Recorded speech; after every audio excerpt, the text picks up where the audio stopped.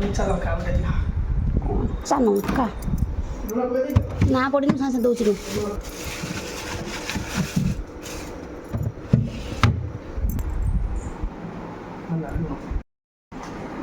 ପଖାଳ ଖାଇ କେମିତି ଲାଗୁଛି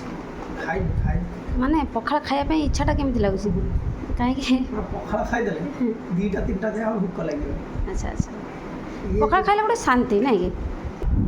ଥଣ୍ଡା ଦେଇ ଖାଇବୁ ନା ଥଣ୍ଡା ହେଇଯିବ ଥଣ୍ଡା ବାସ୍ ବାସ୍ ବାସ୍ ତାକୁ ଟଙ୍କ ତୋରାଣି କରିଦେଲୁଣି ନା କ'ଣ କଞ୍ଚା ଲଙ୍କା ଦହି ଆଉ ଟିକେ ଲେମ୍ବୁ ପକେଇଦିଅ ଲେମ୍ବୁ ନାହିଁ ଲେମ୍ବୁ ବାସ୍ନା ଅଛି ଲେମ୍ବୁ ସରିଯାଇଛି ଆଣିଲନି ମନେ କରିକି ସକାଳେ ଖୋଜୁଥିଲ ବୋଧେ ଚିଆରେ ପିଅ ବୋଲି କେମିତି ଲାଗୁଛି ଦହି ଭାତ ସହିତ କଦଳୀ ଭଜାଟା ପୁରା କମ୍ବିନେସନ୍ଟା ପୁରା ଭଲ ଲାଗେ ନା କ'ଣ ଆମ କୋରାପୁଟ ଥିଲା ଭାତ ନେଇଯିବୁ ଦହି ନେଇଯିବୁ କଦଳୀ ଭଜା ପାହାଡ଼ ଉପରେ ବସିକି ସ୍କୁଲ ତ ପାହାଡ଼ ଉପରେ ଥିବ ଆଉ ତୁମେ ପାହାଡ଼ ଉପରୁ ଚଢ଼ି ଯିବ ତୁମର ଡେଲି ଗୋଟେ ପିକନିକ୍ ନେଇକି ପାହାଡ଼ ଉପରେ ଚଢ଼ି ଯିବ ସ୍କୁଲକୁ ନେଇକି